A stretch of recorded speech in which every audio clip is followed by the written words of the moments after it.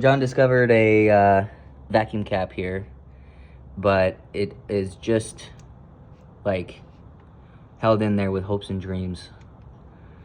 So a lot of this stuff, we're unsure if it was, you know, father and son figuring some things out, or if it was the shop that was doing some of this stuff. I doubt they would send it out the door like this, but you never know with some of the stories that you hear.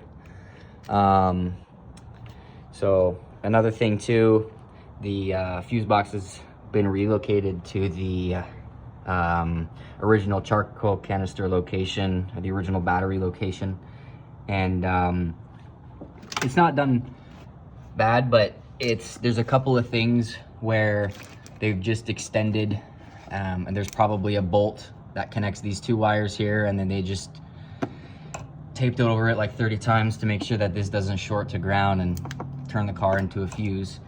There is a circuit breaker, which is nice, but still there's a bit better ways of doing this.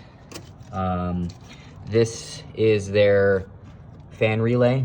So it's ground side switched. Essentially, they're taking the fan. You can see where the original plugs have just been cut off. Taking the fan side switch on the low side, low speed fan, and turning it on with this relay, which is not a bad idea because the stock fans and the stock fan relays weren't sufficient for any aftermarket stuff. These fans, I don't think are real spals or anything like that. I think they're just, yeah, they're just some generic fans. So we'll probably get some real spal fans on there. You can see the power side of the fan runs over here, and then the ground side is what activates everything on that side. Alrighty. Well, the tires didn't fall off. That's good. All right, so we're under the car now. It's actually initially really nice. Got a full exhaust. A typical rear quarter. Yeah, cancer. Yeah, but that's actually not bad, all things considering. The frame rails, you can tell this thing was worked on a decent amount. Just the frame rails are pinched in a little bit, especially right there. I don't know if you can see that here, hold on. There you go. Someone tried jacking it up in the middle and dented them in a little bit, but pretty much the only rough areas are just these 3/4 sills, which we can graft in new ones. I believe that is BFB. I have to look at the diff tag, but I believe that is an LSD, which is nice.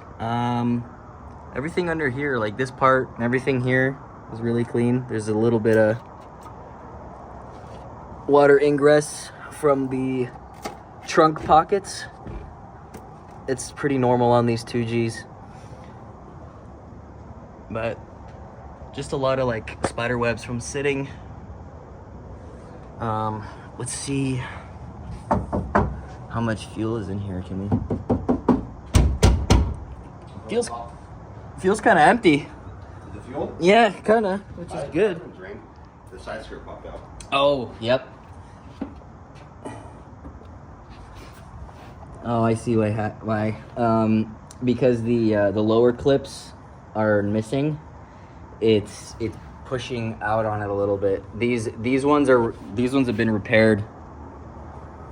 So you can see these ones have been glued. I have 2GB skirts. Okay. Yeah, I have 2GB skirts. Back down, we might even put it back. Yeah.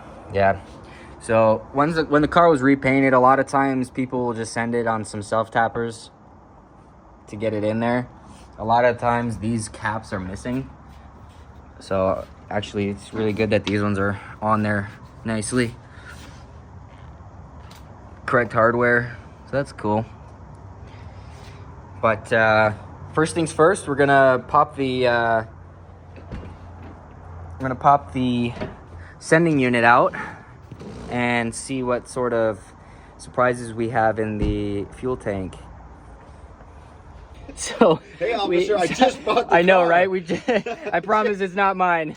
We found a little fun stuff in the back seat here. So Looks like they used it very well. oh yeah. Right. I'm gonna be removing the sending unit out of this thing. Simple tools, pliers, hammer, and a flathead. We're gonna make ourselves comfortable in here.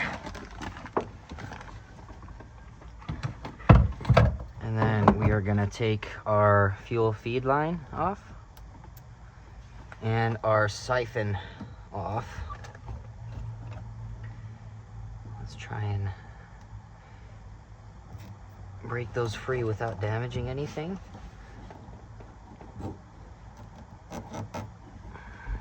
Nice and easy.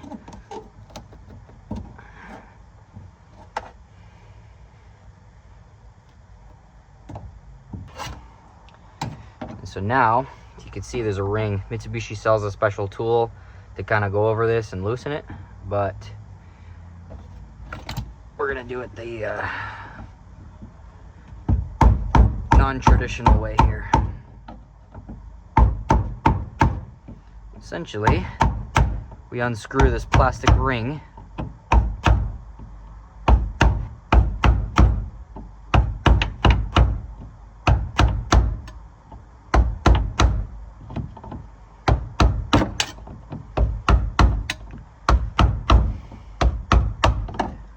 keep going until it starts to get kind of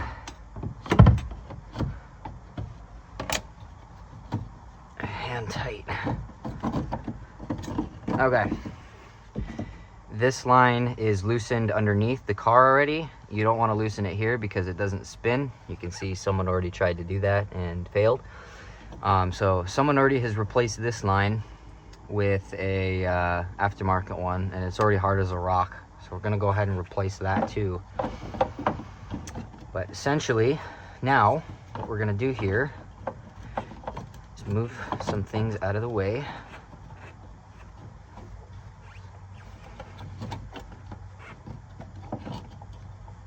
Oh my God, okay. Wow.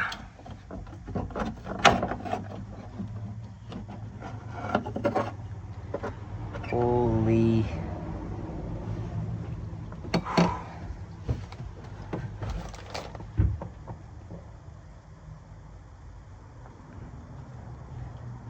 Oh my Lord.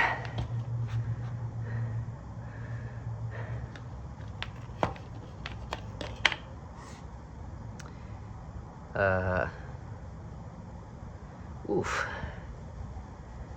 We are cooked, chat. I'm not even gonna try and I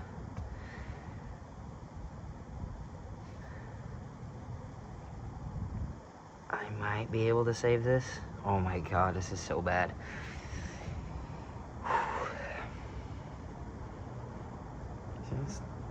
It was pump gas at one point. Let me get a flashlight and we'll take a peek inside the tank.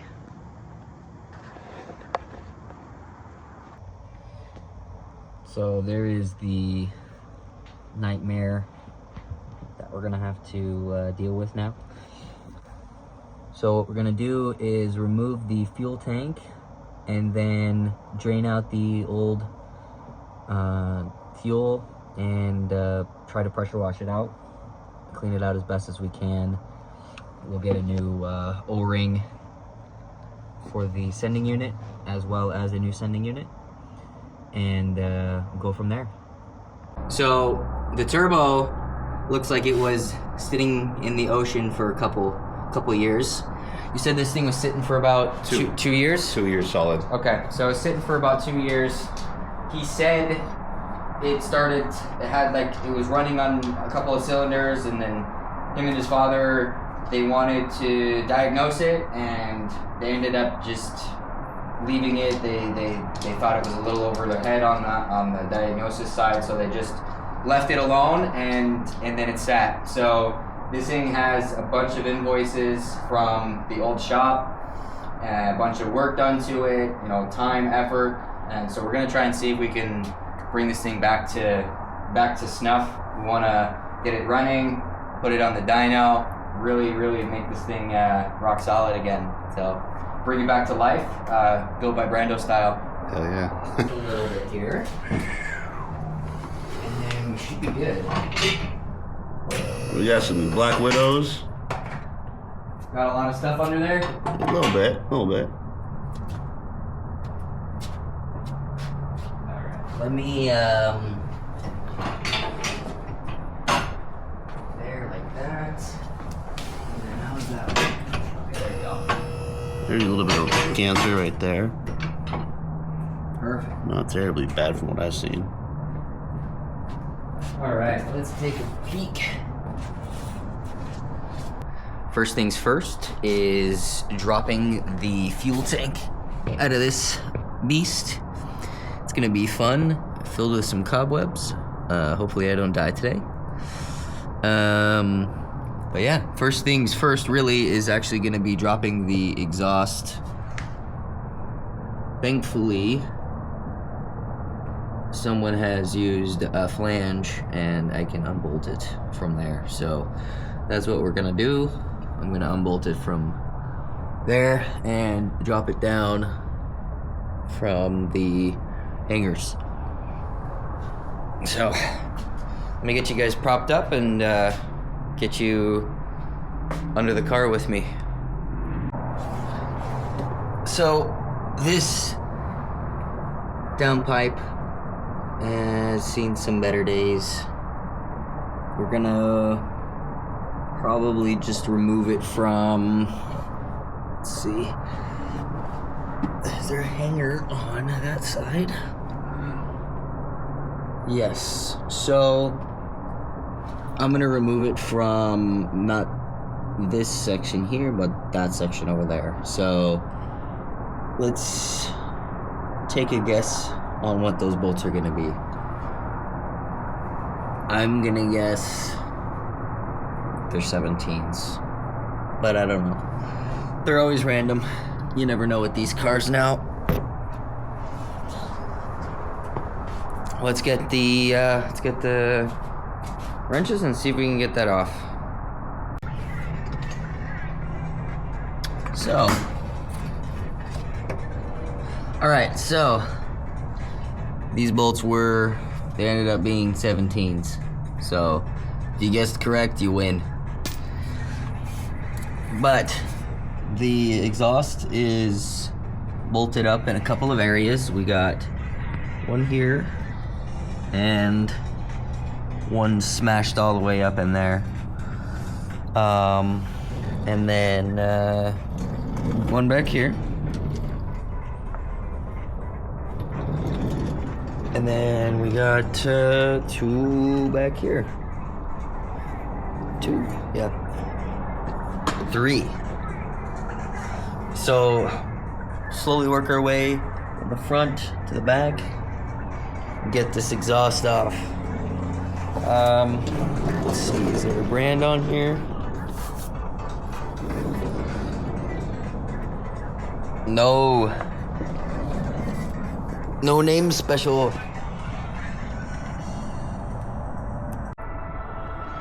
So I made a silly oversight. You have to remove the subframe to access the tank strap bolts on these 2Gs. So we're gonna be also removing the subframe. So I'm gonna put you on the head cam and we're gonna bust out this rear subframe so that we can just really easily drop the tank and clean this thing out properly. So yeah, stay tuned. All right, so we got to work on both sides here. Obviously, we got to remove the upper control arm, the toe arm, the drive shaft. We're gonna remove the caliper, hang that, take the rotor off, and get the e-brake off, e-brake cable. And then this thing should magically come out, right? Right. Okay, so we're gonna try and get this off by hand here. Hopefully we get lucky.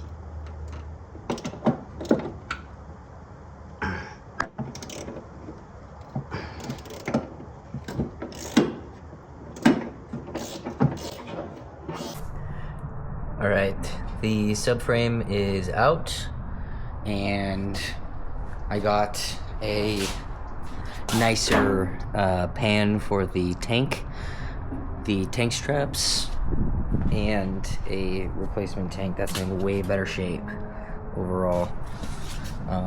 The other one was just gummed up and completely full of just random crap, and it was almost full, so I decided to just use this tank instead.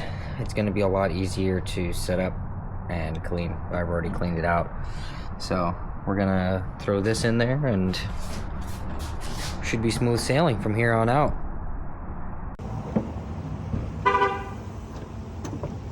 Alright, so we got a spare fuel tank for John's car. We're going to be washing out. The tank that I pulled out of his is just really gummed up with a bunch of old rubber from the sending unit O-rings, and there's rust in the spillback valve, and we're just going to clean this one out and use this one instead. So let's get this thing out and get it all pressure washed and cleaned. Got the tank. We're going to get this thing all cleaned out and pressure washed. Get a cool, sick edit like those car washing videos, you know.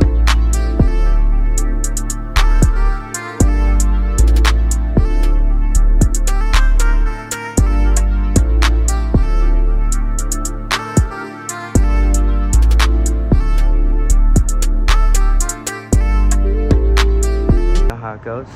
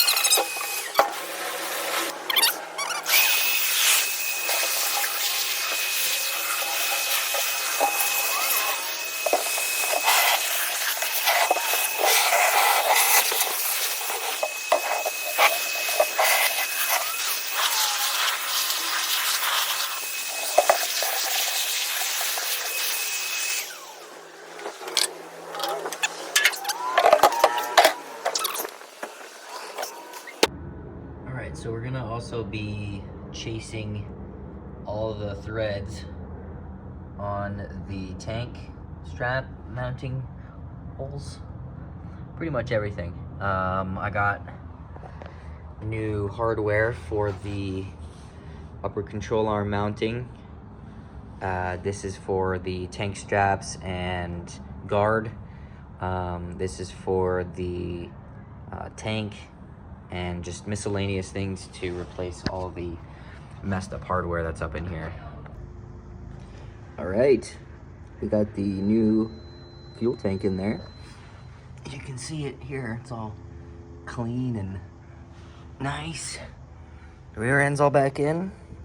I just have to do a final torque on all the hardware, and then the rear end's all done.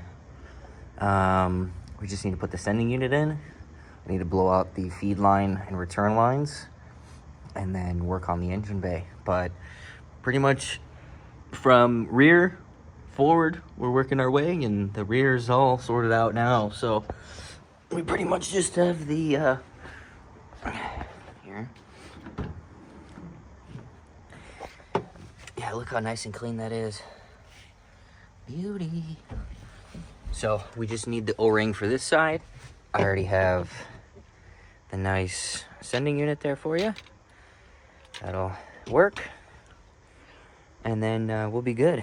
So excuse this. This is just what we need to do to get the stinking e-brake cables out to remove the subframe on these DSMs, on these 2Gs, I should say.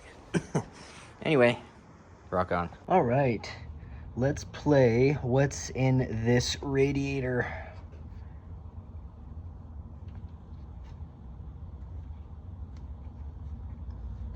Take your guesses now.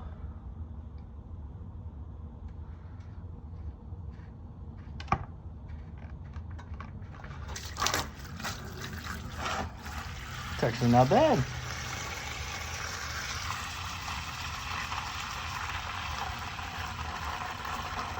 I am usually seen with rusty water there, so cool. All right, it is time to play What Are These Mystery Wires?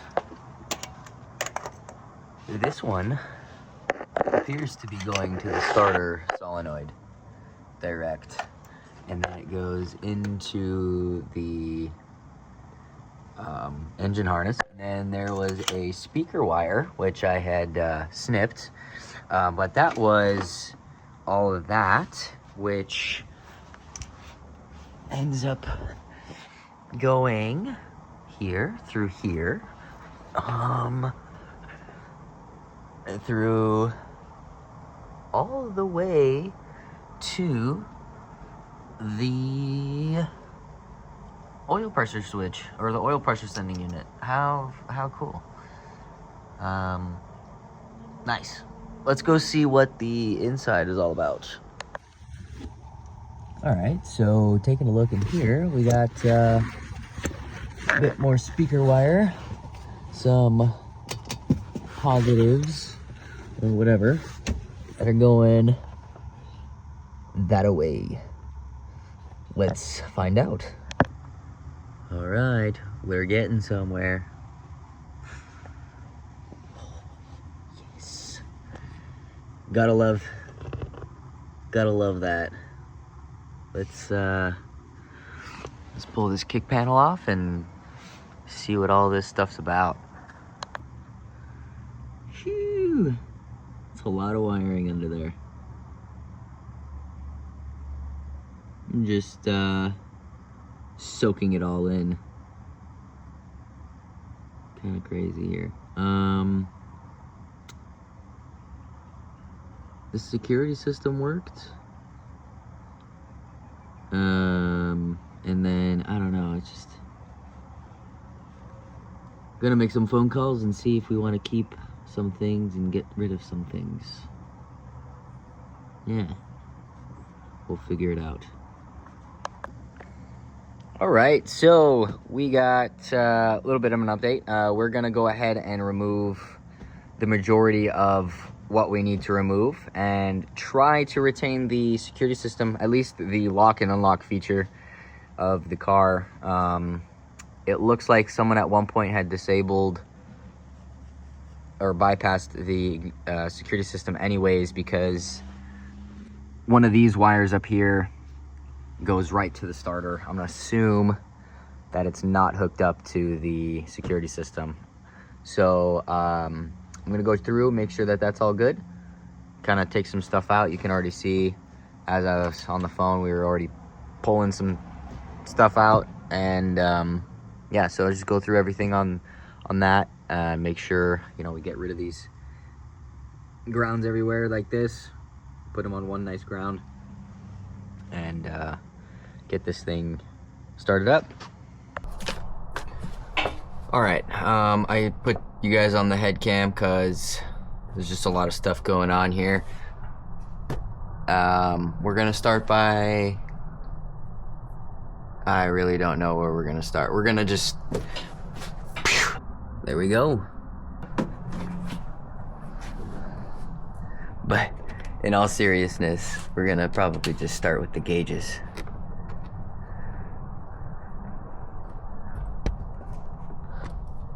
Those are Robinsons. Canada, eh?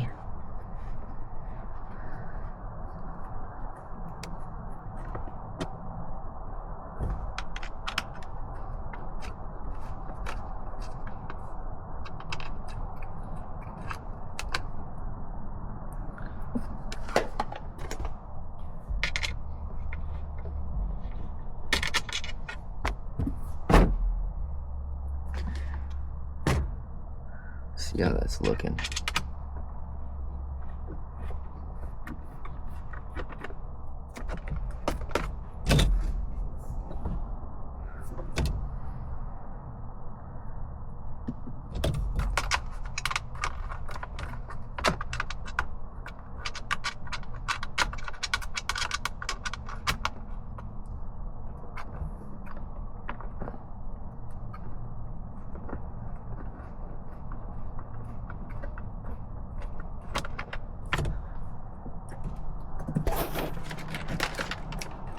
Oh, there we go. There's all of our gauges and stuff.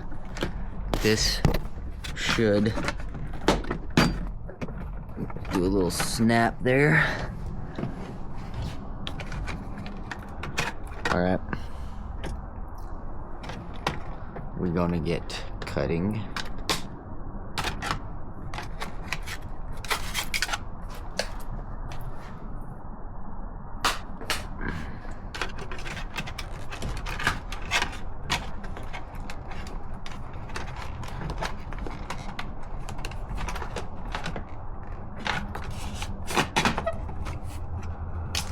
How many times has this thing been freaking repaired and installed and...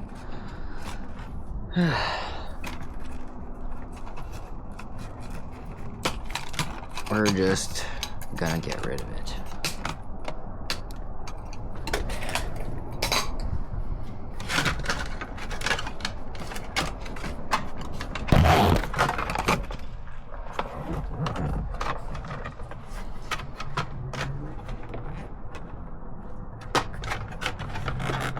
Water temp, one. Where's that sending unit going? Where's that plug at?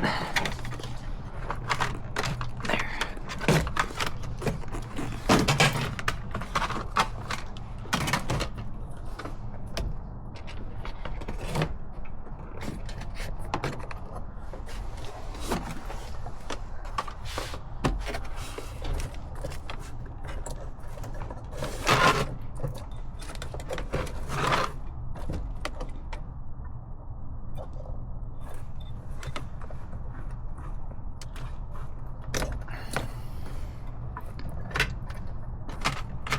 This is one of my favorite parts, just cutting away.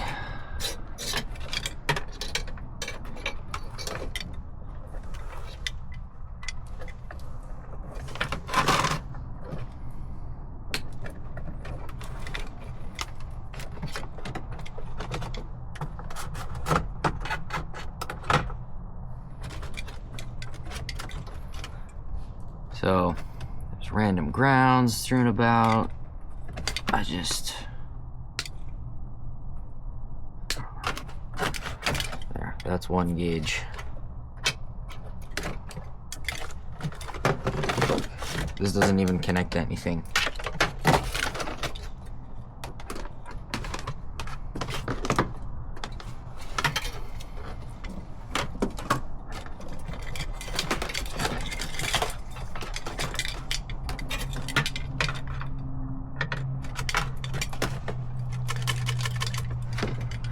There you go, we got a ground all the way in the corner there.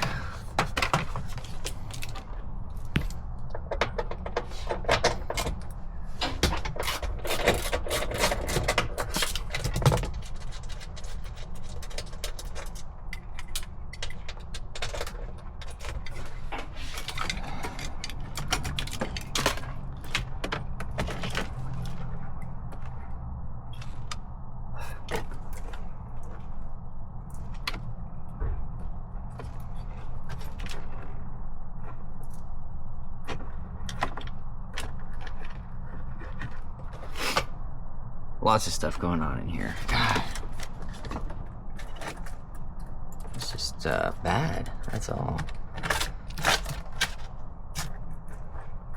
Oh.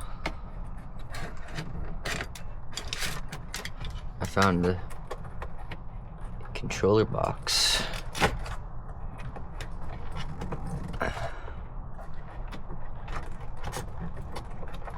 Has that been zip tied in somewhere? Most likely.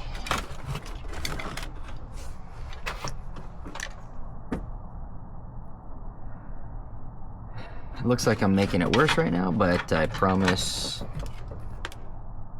it will get better.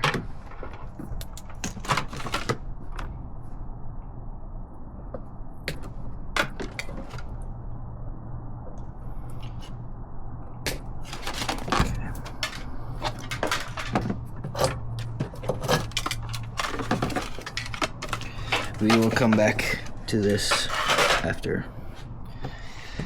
Okay, got a vacuum line. Easy, self-explanatory there.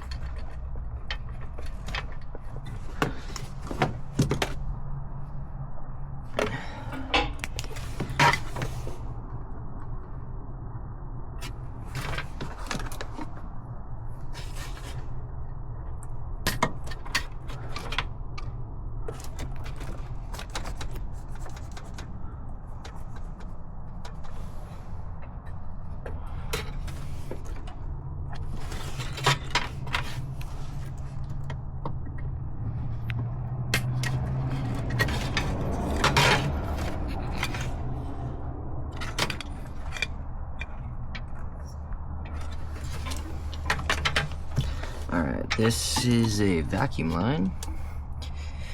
We might keep that. Let's cut it.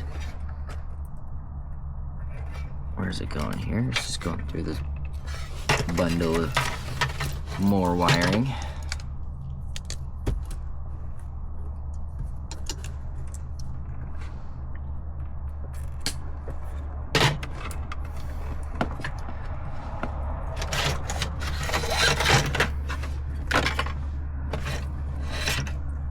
Okay, so now let's figure out what this switch was all about.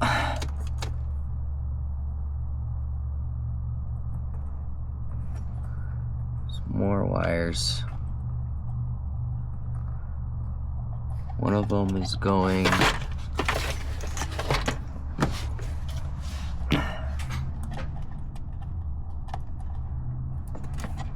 okay, yeah, one of them is just smashed into one of the fuses. You know how it goes.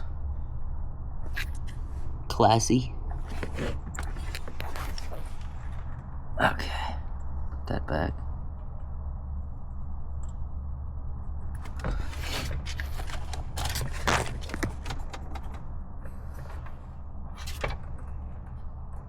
Is there a plug on this anywhere? I don't know what it even is yet. All right, let's take these gauges off. Let's see what we got in here.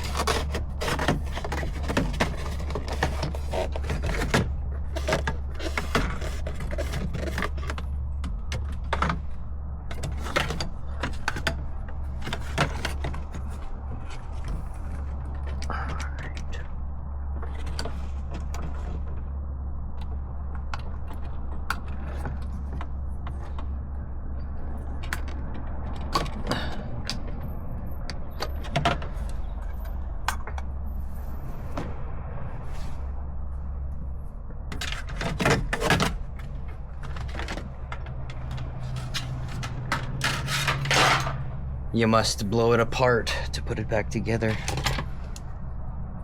At least that's what we're doing right now. This is, I'm assuming, power for this box of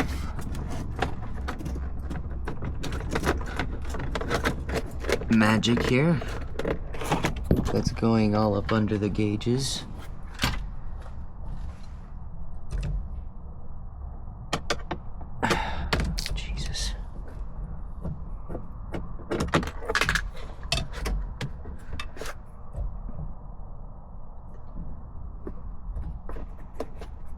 Be able to get that when I pull the cluster up.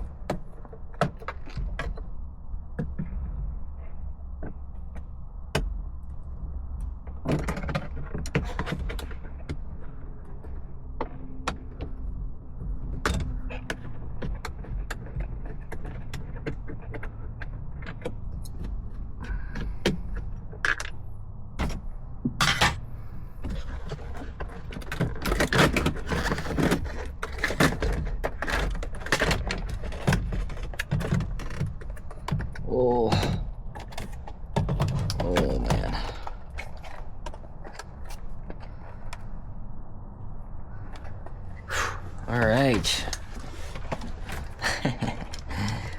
Some Indiglo setup. You gotta love it.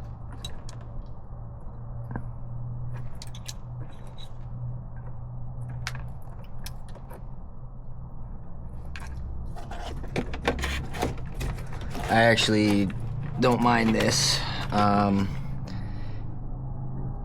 If it's done correctly, of course.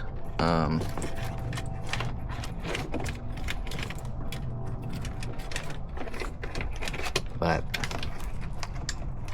I gotta see if it works. Box looks like it's seen better days. It might not work. So we'll see.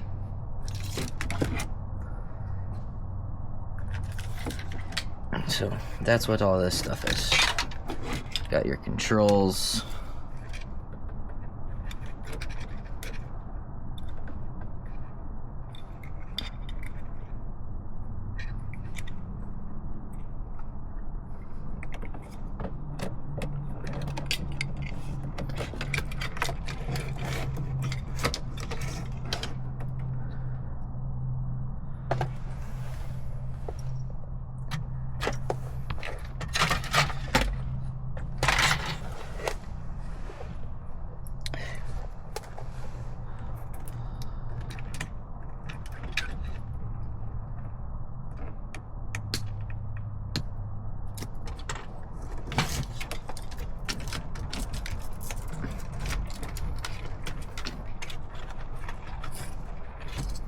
You know, people wonder why these have bad wiring or dying batteries or whatever, really. The shitty wiring is usually because of the owner or whoever put this together. Not, Is there a set screw with this? No, thank you.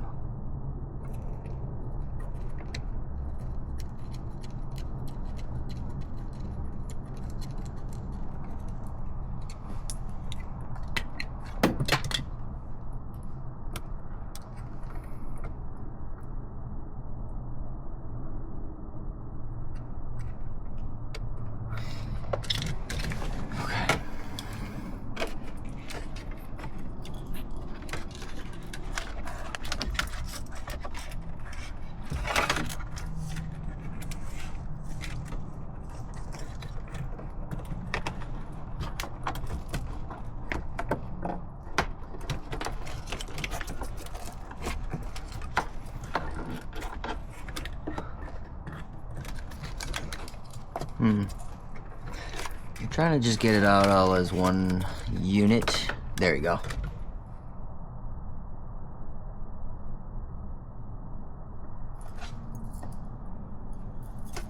We will see if this setup works. That will be a fun test. So, we are getting somewhere here. Put this back for... No, actually, I'm gonna pull the gauges down.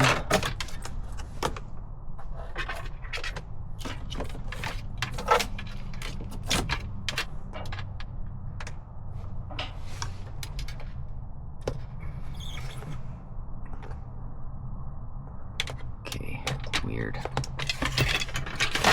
I don't understand why you would put something like this on a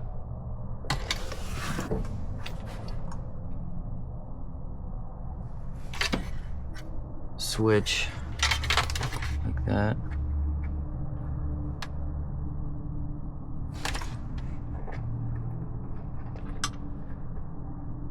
Oh, that's going out. And that's fuel pressure.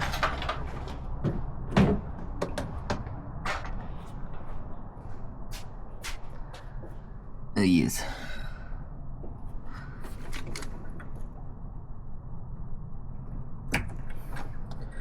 So we will do something with that for sure. Let me go grab a flashlight.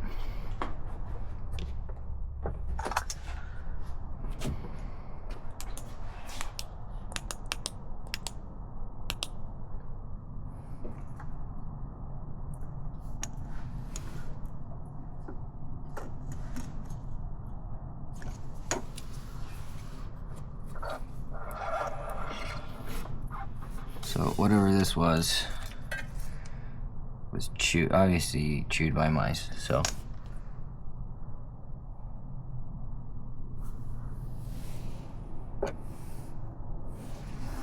It went over here, and then there's remnants of something.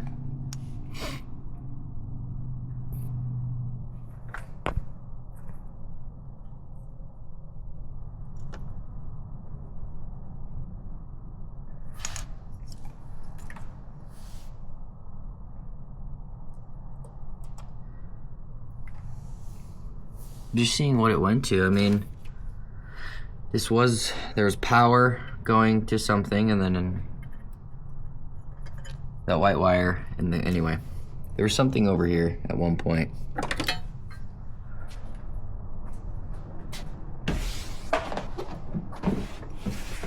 So this was powering something. I can't quite tell because the rats ate it. And then the other wire, this one long coiled up, is just the fuel pressure gauge. So when we get the car running, I'm gonna set the fuel pressure gauge up outside of the vehicle. Just set fuel pressure. So now that's out.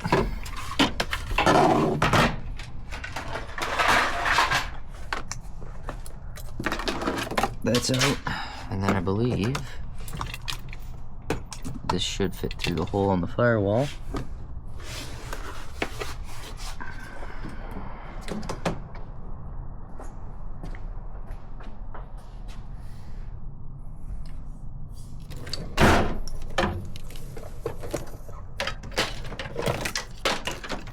Beauty, and then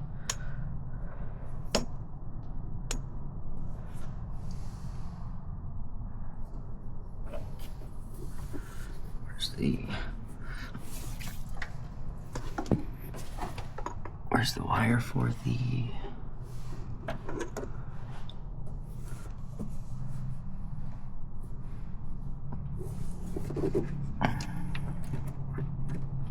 there's something else on the firewall too. Those little singles.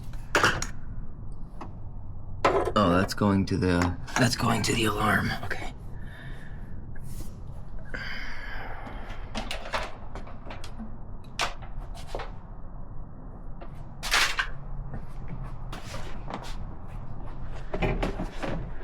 Uh-oh, low battery. Okay, we'll be back. A lot of this wiring cleaned up, and I mean a lot of it. The sound system works, the car will crank over, and now it won't burn to the ground with all of this freaking wiring here. So a lot of it's boost gauge, just glow shift crap, wideband controller, you know, old wideband LC1 wideband controller, right? Just a lot of just strung around bullshit. So I got it all out, and everything still works as it should. We still got let me grab the key here.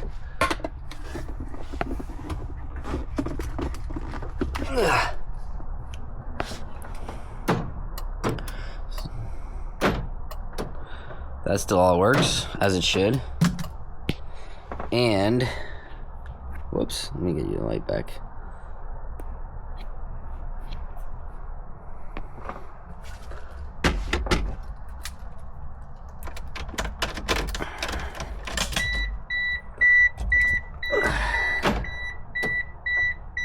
Everything works as it should.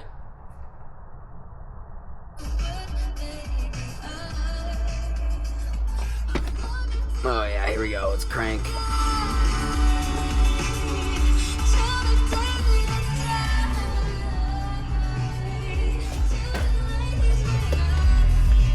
So, sound system's in, and I just have to put the bolts in for the subwoofer, and then get the interior reassembled.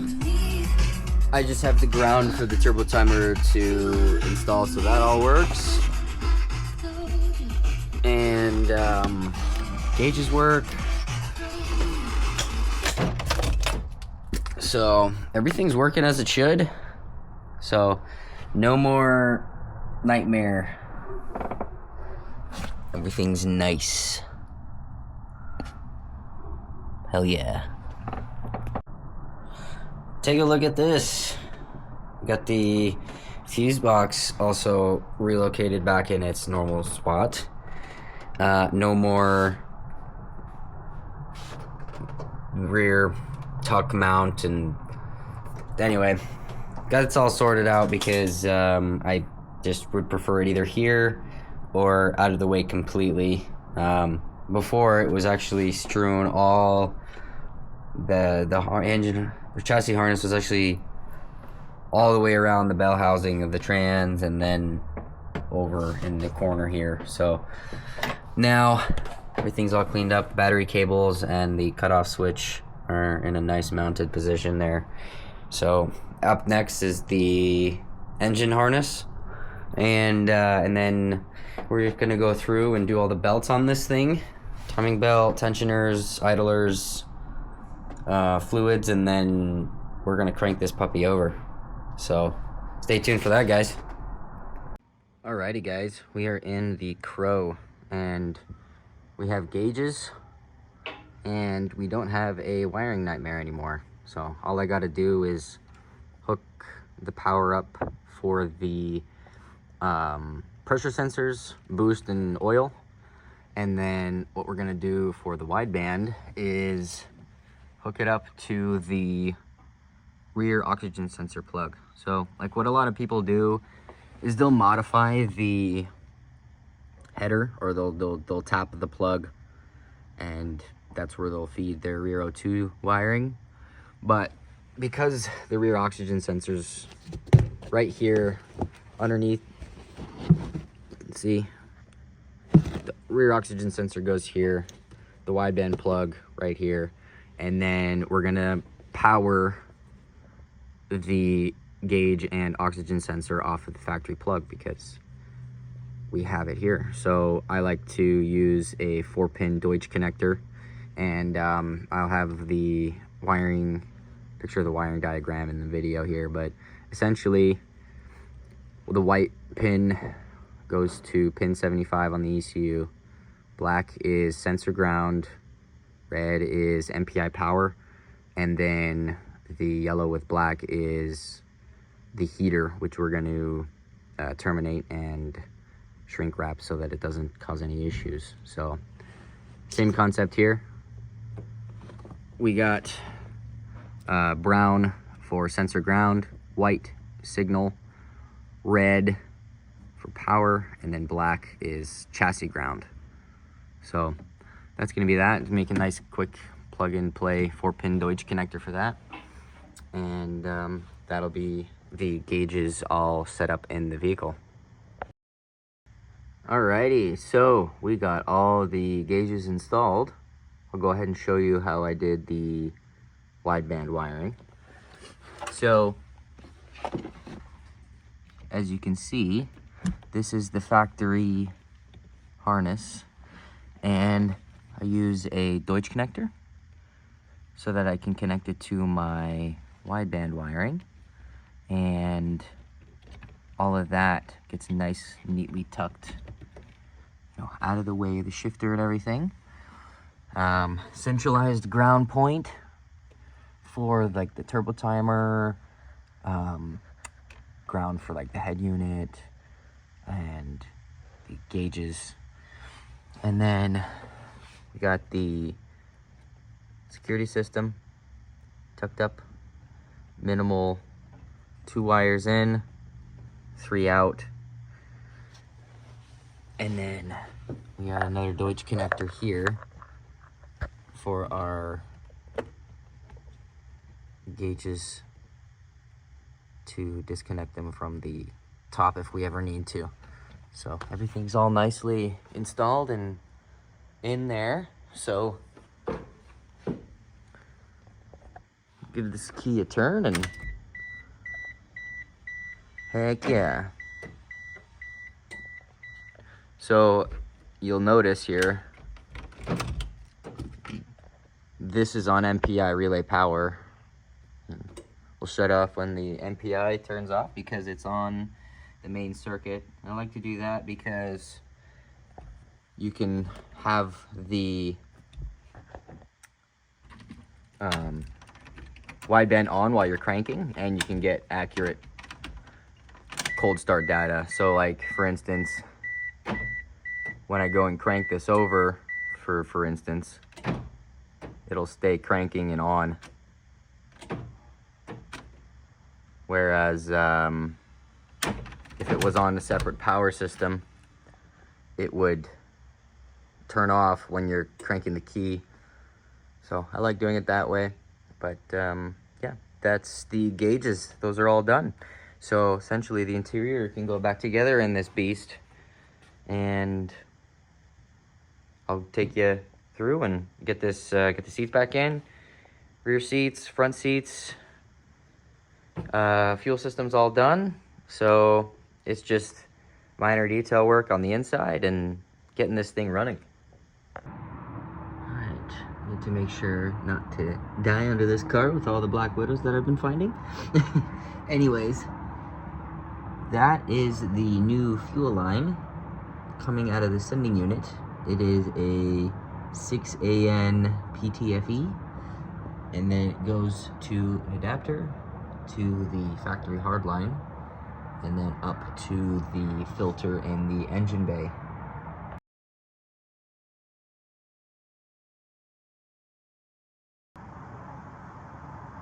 Alrighty guys, we are nearing completion here. A lot of things are getting mounted where they need to be. I got the fan relay mounted. It was over here when everything was retucked. The fuse box is back in its factory location, which is a lot easier to service and maintain and do whatever you need to do. Fuel system is all done.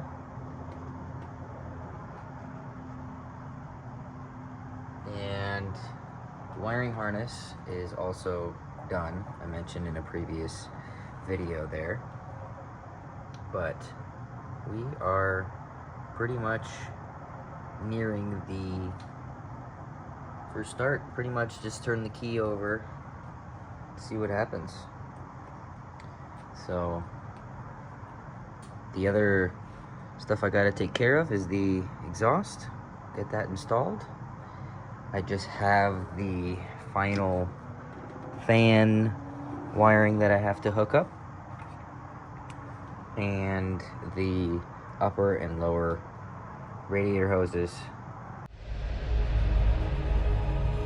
The owner had mentioned the engine was built.